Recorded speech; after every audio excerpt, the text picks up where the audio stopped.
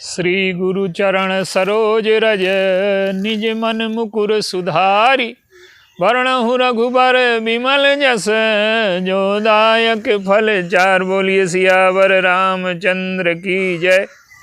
श्री राम मैं सब जग जानी करऊं प्रणाम जोर जुग पानी। आइए आज सृष्टि के प्रारंभ का वर्ष है, नव संवत्सर। नवरात्रि की पूजा प्रारंभ हो रही है।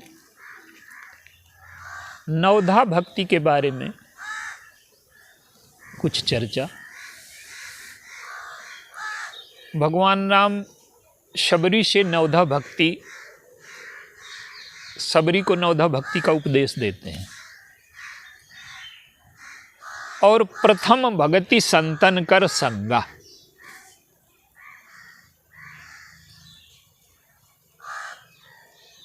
संतों का संग क्यों आवश्यक है?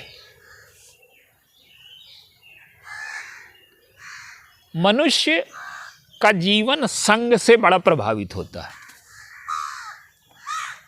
आसपास का वातावरण, लोग, जिन परिस्थितियों में रहता है, ये सब संग है। तो अगर हम अपने से उत्कृष्ट विचारधारा, उत्कृष्ट भावना, उत्कृष्ट अंतःकरण वाले लोगों के साथ रहते हैं तो हमें अपनी जीवन यात्रा को ऊपर उठाने में सुगमता मिलेगी। आप देखिए, संग का इतना ज्यादा महत्व है कि काम आया, नारद जी ने काम पर विजय प्राप्त कर ली, और काम जब गया तो नारद जी की प्रशंसा करके गया। कहता है कि सृष्टि में अनेकों लोग मैंने देखे, लेकिन आप जैसा अद्वितीय व्यक्ति नहीं देखा। आपने मुझे जीत लिया। अब नारद जी के मन में क्या प्रतिक्रिया हुई? उनको ये लगा कि जो मेरा शत्रु था, मुझे परास्त करने आया था, वो भी मेरी प्रशंसा कर रहा है। तो अंदर राम बैठे थे, भगवान का चिंतन चल रहा था, स्मरण चल रहा था, अंतःकरण दिव्य था, समाधि लग गई। सुमिरत हरि श्राप गति बाधी, सहज विमल मन लाग समाधि। लेकिन जब काम अंदर गया तो राम बाहर निकल गए। अब उनके जीवन में नीचे जाने की प्रक्रिया शुरू हुई। वो भगवान की कृपा थी कि उनको बचा लिया। तो जैसा हम संग करेंगे वैसा ही हमारे अंतःकरण में प्रभाव पड़ेगा, वैसा ही हमारा जीवन होगा। आप देखिए, संसार में क्या है? व्यक्ति की चेतना को ऊपर उठाने के लिए, व्यक्ति को दुखों से मुक्त करने के लिए बड़ी साधना करनी पड़ती है, और पतन के लिए कोई साधना नहीं करनी पड़ती। आप देखें, बीड़ी पिलाने के लिए कोई विद्यालय नहीं है, शराब पिलाने के लिए कोई विद्यालय नहीं है। नीचे जाने के लिए कोई भी आपको सिखाने की जरूरत नहीं है। जीवन का नियम है, अगर उस पर नियंत्रण न किया गया, ऊपर न उठाया गया, तो वो नीचे स्वतः जाने लगेगा। तो मनुष्य को अगर दुखों से मुक्त होना है, जीवन की पूर्णता को प्राप्त करना है, तो उसे संतों का संग करना चाहिए। और संत कौन है? अब देखिए, जो भक्ति प्रारंभ होती है, भक्ति का जो श्रीमद् भागवत में उल्लेख किया गया है, वहां प्रारंभ है श्रवण से, सुनने से, और मानस में प्रारंभ सुनने से नहीं है। मानस में प्रारंभ है संत से। सुनी तो जाए भगवत कथा, पर किससे सुनी जाए? अगर संत न सुनाएगा तो भगवत कथा का सही अर्थ नहीं कोई निकाल सकता। पुराणों में, शास्त्रों में, वेदों में जो तात्पर्य दिए हैं वास्तविक सामान्य व्यक्ति की व्यावसायिक बुद्धि उसे समझ नहीं सकती।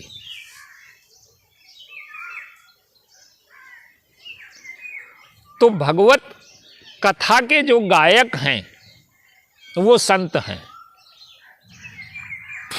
और वो जो संत हैं दो तरीके से आप समझिए। एक उदाहरण दिया गया बादल का,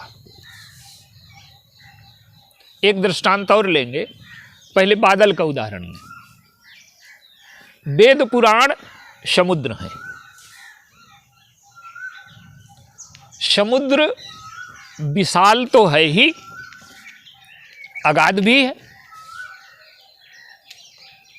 तो वेद पुराण अगाध भी हैं और विशाल भी हैं,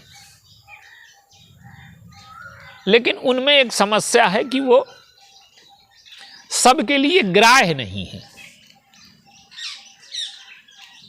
वेद मंत्रों का जो अर्थ है उसके लिए कहा गया कि वेद मंत्रों का दृष्टा है ऋषि, लिखने वाले नहीं है वो। और दृष्टा भी वो उस स्थिति में है जब उनकी बुद्धि ऋतंभरा प्रज्ञा की स्थिति में पहुंच गई, बुद्धि के सारे दोष जब समाप्त हो गए, मानवीय संस्कारों से उत्पन्न होने वाले दोषों का लेस भी जिनमें नहीं रह गया, जिनकी बुद्धि में, ऐसी बुद्धि जब शुद्ध बुद्धि उनके जीवन में आई, तब उन्होंने वेद मंत्रों का साक्षात्कार किया। दृष्टा हैं वो। तो वेद मंत्रों का पठन पाठन या शास्त्रों का समझ लेना सबके बस की बात नहीं। तो साधु संतों का उदाहरण क्या दिया गया? वेद पुराण उदधि घन साधु। वेद पुराण समुद्र हैं और साधु कौन है? साधु हैं बादल। और बादल कौन है? बादल वो है जो समुद्र के खारे जल को मीठे जल में बदलना जानता है। वही वेद पुराणों से कथा सुनाएगा, लेकिन उसका ऐसा तात्पर्य बताएगा जो हमारे अंतःकरण को पवित्र करे, शुद्ध करे, हमारी चेतना को ऊपर उठाए, हमारे जीवन में तृप्ति ले आए। समुद्र का जल तो है, वेद पुराणों को अगर हम सीधे पढ़ें तो उसका तात्पर्य नहीं समझ सकते। वो इतिहास नहीं है, वो काव्य नहीं है। उसमें सच्चिदानंद तत्व व्यक्त है, सत्य भी है उसमें, चित्त भी है, आनंद भी है। तो उसमें से चैतन्य तत्व खोज लेना। इतिहास तो घटनाक्रम है। इतिहास क्या है? घात प्रतिघात, घटनाएं, राग द्वेष, इसी का विस्तार है इतिहास। तो वेद पुराण जो हैं वो इतिहास एक पक्ष है उनका, काव्य एक पक्ष है, लेकिन उससे जो मूल पक्ष व्यक्त हुआ है वो सच्चिदानंद, चैतन्य को खोज लेना। तो माने संत ही वो महापुरुष है जो पक्षपात से रहित होकर के, राग द्वेष से रहित होकर के, और उस जल को शुद्ध बनाने की प्रक्रिया जानता है। बादल पंडित है, बादल जो है संत है। समुद्र के खारे जल को ही श्रोताओं में वो बरसा देता है, तो श्रोताओं का अंतःकरण पवित्र हो जाता है, स्वच्छ हो जाता है, तृप्ति मिल जाती है। तो वेद पुराण उदधि घन साधु, और बरसे ही राम सुजस बरबारी, और मधुर मनोहर मंगलकारी। वो जो जल है कौन सा है? वो मधुर भी है और मनोहर भी है और मंगलकारी भी है। तो हमारे जीवन के लिए ऐसा जल चाहिए, माने भगवान की कथा हम सुने, लेकिन संतों से सुने, उन लोगों से सुने जो काम क्रोध लोभ अहंकार से मुक्त हो चुके हैं। वासनाएं उनके जीवन में भी पहले हमारे जैसे थीं, लेकिन अब उनका अंतःकरण स्वच्छ हो गया है, उनके मन में कोई आग्रह नहीं बचा। सत्य का साक्षात्कार कर चुके, ईश्वर का साक्षात्कार कर चुके, उनकी बुद्धि आग्रह से मुक्त हो गई है। जिसको जैसी दवा की आवश्यकता है वैसी वो देना जानते हैं। इसलिए महापुरुषों के वचनों में आप विरोधाभास देखेंगे। तो पहले हम संतों का संग करें। एक दृष्टांत और है, आप देखिए, मनुष्य की जो बुद्धि है, मनुष्य का जो अंतःकरण है, वो स्वार्थी है और वो स्वार्थ के अनुसार ही किसी वस्तु का, व्यक्ति का अर्थ लगाता है। जैसे एक चोर है, उसने चोरी की, पकड़ा गया, तो वो वकील करता है अपना, और वकील क्या करता है कि वकील उस चोर के लिए उसी संविधान में छेद ढूंढता है। संविधान की पुस्तक वही है, जज के लिए भी और चोर के वकील के लिए भी, और जिसकी चोरी हुई है उसके वकील के लिए भी। लेकिन उसका जो वकील है चोर का, वो सारे संविधान को अपने चोर के पक्ष में घटा रहा है। उसकी बुद्धि स्वार्थ से मलिन है। चोर की तो मलिन थी ही, वकील भी चोर के पक्ष में खड़ा हो गया, संविधान के पक्ष में खड़ा नहीं है चोर। वो वकील संविधान के पक्ष में खड़ा नहीं है, न्याय के पक्ष में खड़ा नहीं है, वो चोर के पक्ष में खड़ा है। तो उसी प्रकार से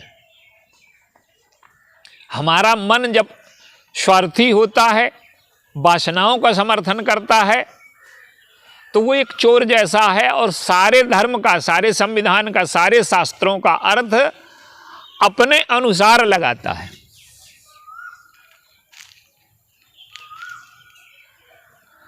तो हम अपने अनुसार अर्थ न लगाएं। हमारा मन चोर है, उसके अनुसार अगर अर्थ लगाएंगे तो कभी हमें शास्त्रों का वास्तविक अर्थ समझ में ना आएगा। तो वक्ता जो है, भगवान की कथा तो सुननी है, लेकिन वक्ता संत होना चाहिए। और संत कौन है कि वो जो संविधान है, जिसे आज वकील के दृष्टांत के माध्यम से आप देखिए, उसका कार्य, वक्ता का कार्य श्रोताओं के स्तर पर जाकर के कथा नहीं सुनाना।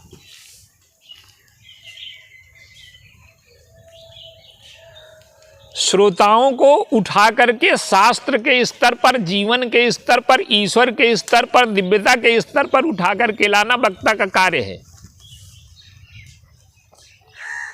और वक्ता अगर श्रोताओं को प्रसन्न करने के लिए उनके स्तर पर जाकर के कथा कहता है, अगर उसे अपनी प्रसिद्धि पानी है, उसे श्रोताओं से धन चाहिए, तो वो श्रोताओं को दृष्टिगत रख करके कथा करेगा। और जब श्रोताओं को दृष्टिगत रख करके कथा करेगा तो न शास्त्र की रक्षा कर पाएगा, न भक्ति की रक्षा कर पाएगा, न संविधान की रक्षा कर पाएगा, स्वयं नष्ट होगा और दूसरों को भी नष्ट करेगा।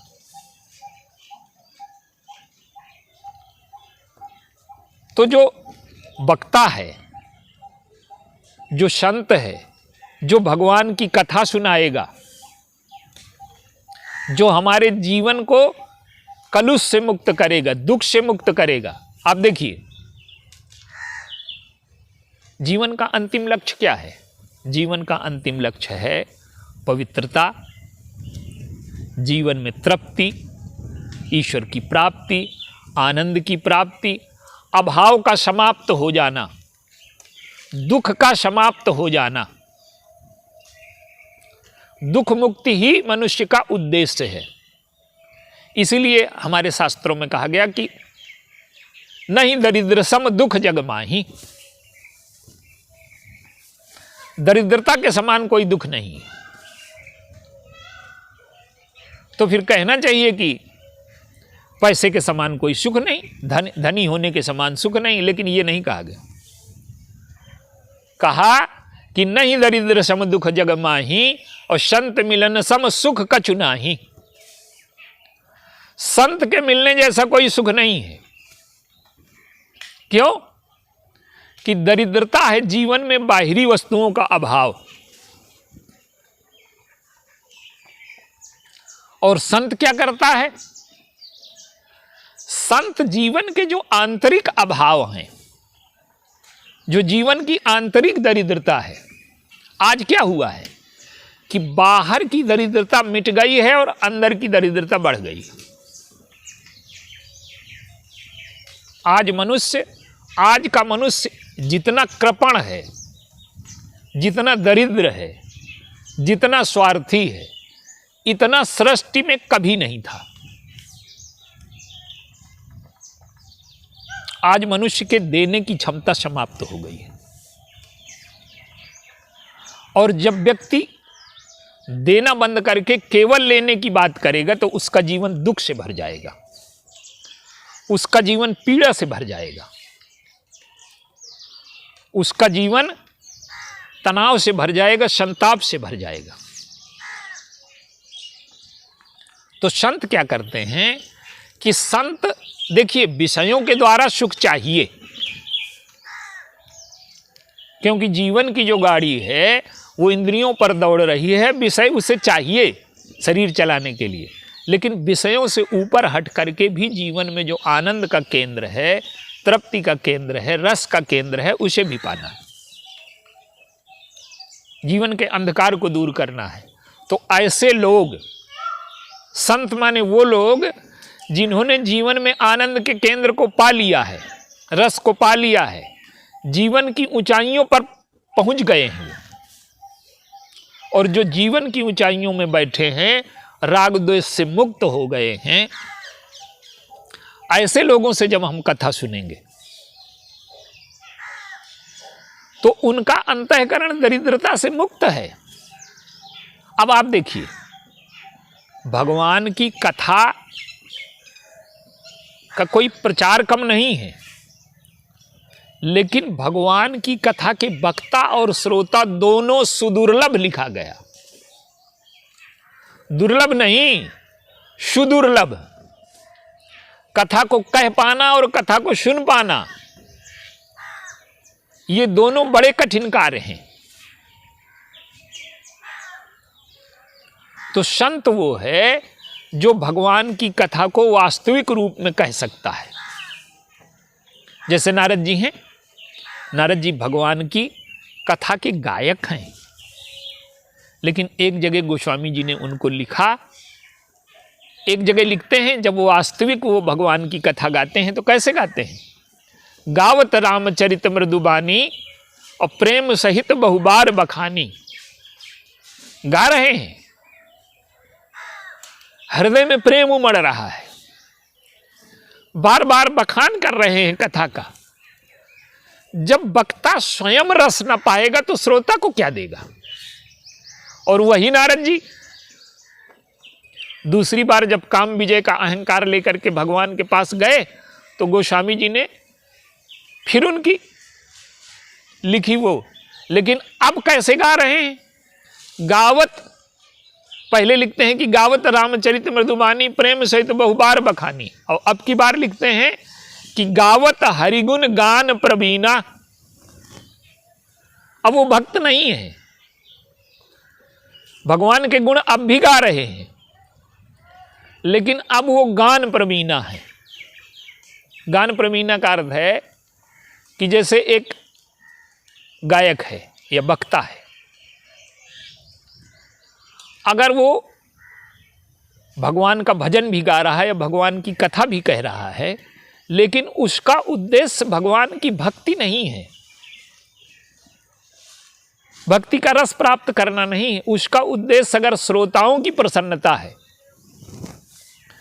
तो भले ही वो भगवान का भजन गा रहा है, भगवान का गीत गा रहा है, लेकिन वो गान प्रवीणा है, भक्त नहीं है। वो कथा के उद्देश्य को, तात्पर्य को प्रकट नहीं कर पाएगा। तो संत वो है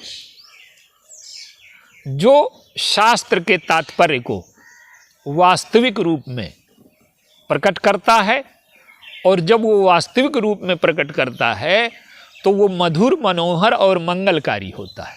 वो मधुर भी है, मनोहर भी है और मंगलकारी। हमारे जीवन में मंगल की सृष्टि हो, तो जब हमारे जीवन में जिस कथा से मंगल की सृष्टि हो, हमारे जीवन में मधुरता आ जाए और हमारे मन को वो खींच ले, तो ऐसी कथा केवल संत ही सुना सकता है।